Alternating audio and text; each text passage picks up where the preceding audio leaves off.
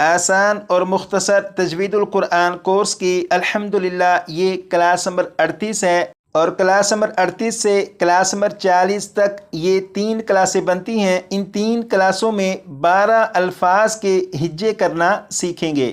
اگر آپ صرف ان 12 الفاظ کے ہجوں کو اچھی طرح سمجھ کر یاد کر لیتے ہیں تو پورے قرآن پاک کے کسی بھی لفظ کے ہجے کرنا آپ کے لیے مشکل نہیں رہے گا، بلکہ آپ بڑی آسانی سے کسی بھی لفظ کے ہجے کر سکیں گے، کیونکہ پورے قرآن پاک کے الفاظ ان 12 الفاظ سے تقریباً ملتے جلتے ہی ہوں گے۔ تو آج کلاس نمبر 38 میں 4 الفاظ کے ہجے کرنا سیکھیں گے، اور وہ 4 الفاظ یہ ہیں: نازل، ذالک، نوحیہ، نزل۔ جن 4 الفاظ کے ہجے سیکھنے ہیں وہ 4 الفاظ یہ ہیں: 1، 2، 3، 4۔ ان 4 الفاظ میں سے سب سے پہلے اس لفظ کے ہجے سیکھیں گے۔ اس لفظ کے ہجے اس طرح کریں گے کہ اس لفظ کا جو سب سے پہلا حرف ہے، پہلے اس حرف کو پڑھیں گے، یعنی نون کو پڑھیں گے۔ نون کو پڑھنے کے بعد نون کے اوپر جو حرکت ہے اس حرکت کو پڑھیں گے۔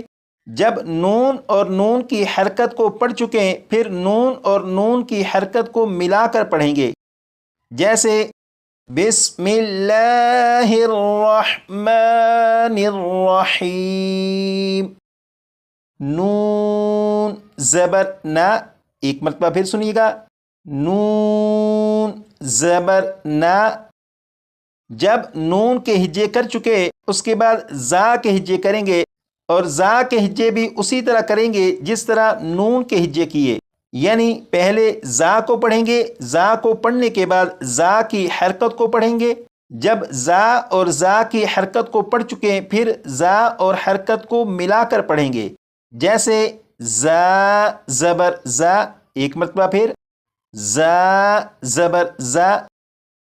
جب نون اور زا کو پڑھ چکے پھر نون اور زا کو ملا کر پڑھیں گے، اور یہ بن جائے گا نازا نازا۔ اور آخر میں لام کے ہجے کریں گے، اور لام کے ہجے بھی اسی طرح کریں گے جس طرح نون اور زا کے ہجے کیے، جیسے لام زبر لا، ایک مرتبہ پھر لام زبر لا۔ جب لام کے بھی ہجے کر چکے ہیں تو پھر ان تینوں حروف کو یعنی اس پورے لفظ کو ملا کر پڑھیں گے، اور یہ بن جائے گا نازل نازل۔ اور اس لفظ کے ہجے آپ یہاں پر بھی دیکھ سکتے ہیں۔ اگر آپ اس لفظ کے ہجے اچھی طرح یاد کر لیتے ہیں تو پورے قرآن پاک میں ایسے الفاظ کہ جن الفاظ کی تمام حروف کے اوپر حرکات موجود ہوں، یعنی تمام حروف کے اوپر زبر، زیر یا پیش موجود ہوں، تو ان الفاظ کے ہجے اسی طرح کریں گے جس طرح اس لفظ کے ہجے کیے۔ اب یہاں پر دیکھیں، اس لفظ کے ہجے کریں گے۔ اس لفظ کے شروع میں ذال ہے اور ذال کے اوپر کھڑا زبر ہے، تو اس کے ہجے اس طرح کریں گے، سب سے پہلے ذال کو پڑھیں گے، ذال کو پڑھنے کے بعد ذال کے اوپر جو کھڑا زبر ہے اسے پڑھیں گے۔ جب ذال اور کھڑا زبر کو پڑھ چکے ہیں تو پھر ذال اور کھڑا زبر کو ملا کر پڑھیں گے، جو بھی بنے گا، جیسے ذال کھڑا زبر ذا، ذال کھڑا زبر ذا۔ جب ذال کے ہجے کر چکے ہیں اس کے بعد لام کے ہجے کریں گے، اور لام کے ہجے اسی طرح کریں گے جس طرح یہاں پر نون، زا اور لام کے ہجے کیے، جیسے لام زیر لی، لام زیر لی۔ جب لام کے بھی ہجے کر چکے ہیں تو پھر ذال اور لام ان دونوں کو ملا کر پڑھیں گے، اور یہ بن جائے گا ذالی ذالی۔ اور آخر میں کاف کے ہجے کریں گے، اور کاف کے ہجے بھی اسی طرح کریں گے جس طرح نون، زا اور لام کے ہجے کیے تھے، جیسے کاف زبر کا، کاف زبر کا۔ جب کاف کے ہجے کر چکے ہیں تو پھر ان تینوں حروف کو یعنی اس پورے لفظ کو ملا کر پڑھیں گے، اور یہ بن جائے گا ذالکا ذالکا۔ اور اس لفظ کے ہجے کرنے کا طریقہ آپ یہاں سے بھی دیکھ سکتے ہیں۔ اگر آپ اس لفظ کے ہجے اچھی طرح یاد کر لیتے ہیں تو پورے قرآن پاک کے جس لفظ کے جس حرف پر بھی کھڑا زبر، کھڑی زیر یا الٹا پیش آ جائے تو اس لفظ کے اس حرف کے ہجے اسی طرح کریں گے جس طرح اس لفظ میں ذال کے ہجے کیے ہیں۔ اب اس لفظ کے ہجے کریں گے اور اس لفظ میں آپ دیکھیں کہ واو کے اوپر بھی جزم اور یا کے اوپر بھی جزم ہے، یعنی واو بھی ساکن اور یا بھی ساکن ہے، اور آپ کو معلوم ہے کہ ساکن حرف اپنے سے پہلے متحرک حرف سے مل کر پڑھا جاتا ہے۔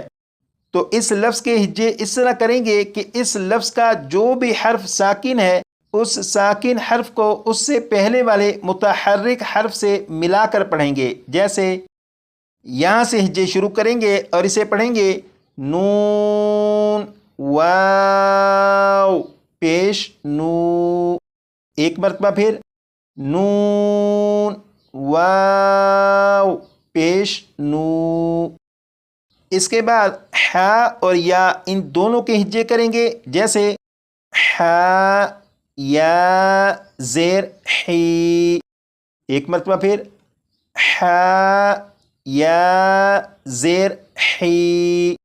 اب انہیں ملا کر پڑھیں گے، جیسے نوحی نوحی، اور آخر میں ہا کے نیچے زیر ہے، اس کے ہجے کریں گے ہا زیر ہی ہا زیر ہی۔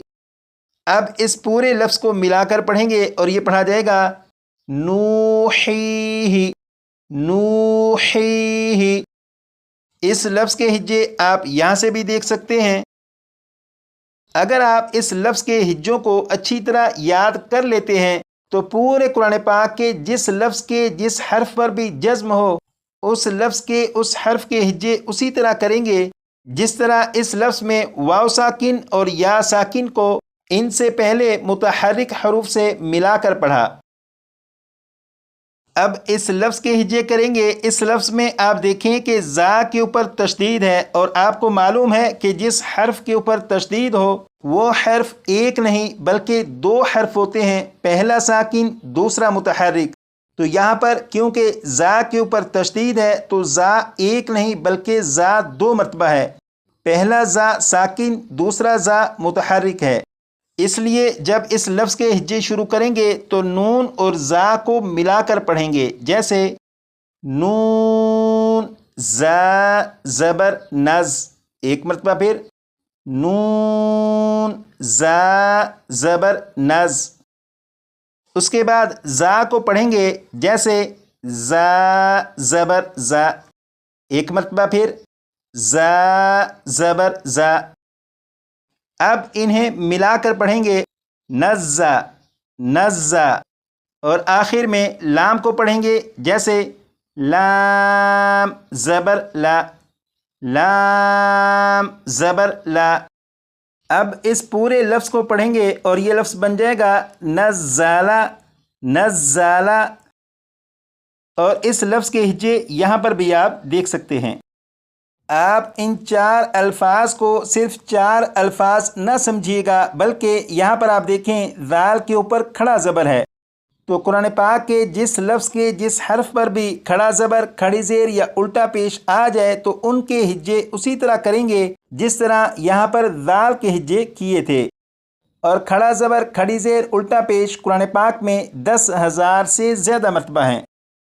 اسی طرح یہاں پر واو کے اوپر اور یا کے اوپر جزم ہے، اور جزم قرآن پاک میں 40,000 سے زیادہ مرتبہ ہے۔ یہاں پر زا کے اوپر تشدید ہے، اور تشدید قرآن پاک میں 20,000 سے زیادہ مرتبہ ہے۔ اس لیے آپ کوشش کیجیے گا کہ ان الفاظ کے ہجوں کو اچھی طرح سے یاد کر لیجیے گا تاکہ قرآن پاک کے ہزاروں الفاظ کے ہجے آپ آسانی سے کرنا سیکھ سکیں۔ امید کرتا ہوں آپ ان الفاظ کے ہجوں کو اچھی طرح یاد کر لیں گے۔ آج کے لیے اتنا ہی۔